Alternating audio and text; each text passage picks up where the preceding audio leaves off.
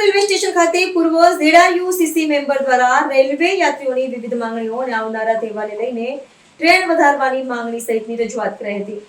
Railway યાત્રીઓની વિવિધ માંગણીઓ તેમજ આવનાર દિવસોના તહેવાર અને બરોડા તથા મુંબઈ ડિવિઝનની વિવિધ સમસ્યાઓને લઈને સુરત રેલવે સ્ટેશન ARMને સુરત શહેર કોંગ્રેસના પૂર્વ પ્રમુખ ધનસુખભાઈ રાજપૂત અને વેસ્ટર્ન રેલવેના પૂર્વ સદસ્ય ZRUCC મેમ્બર કલ્પેશ બારોટની આગેવાનીમાં આવેદનપત્ર આપવામાં આવ્યું હતું। કલ્પેશ બારોટ, પૂર્વ સભ્ય ZRUCC વેસ્ટર્ન રેલવે। અમારી વર્ષો જૂની માંગણી છે કે ભાઈ નવી ટ્રેન ચાલુ કરવામાં આવે, જે ટ્રેન ચાલે છે એના સ્ટોપેજ ઉઠાવવામાં આવે।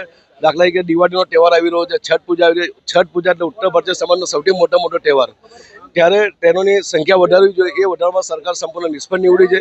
જે ટ્રેન વધારી છે, હમણાં હાલમાં 15 ટ્રેનની લોકો જાહેરાત કરી છે, એ ટ્રેનનું બુકિંગ ખુલતાની સાથે જ 1 મિનિટમાં ટ્રેન બુક થઈ જાય છે। જેટલા પણ પ્રાઇવેટ PRS કાઉન્ટર આપ્યા છે ત્યાં આગળ બોગસ આઈડી બનાવીને ટિકિટ બુક કરે છે અને ખરેખર જેન્યુઇન જે પેસેન્જરોને જરૂરિયાત છે એ લોકોને ટિકિટ મળતી નથી। એજન્ટો 2-3 હજાર રૂપિયા લોકો પાસે લઈને ટિકિટ બુક કરે છે। તો આ બધાની માંગણી છે કે આની તપાસ થવી જોઈએ કે 1 સેકન્ડમાં 1 મિનિટમાં ટ્રેન કઈ રીતે બુક થઈ જાય છે, એની માટે જવાબદાર કોણ છે।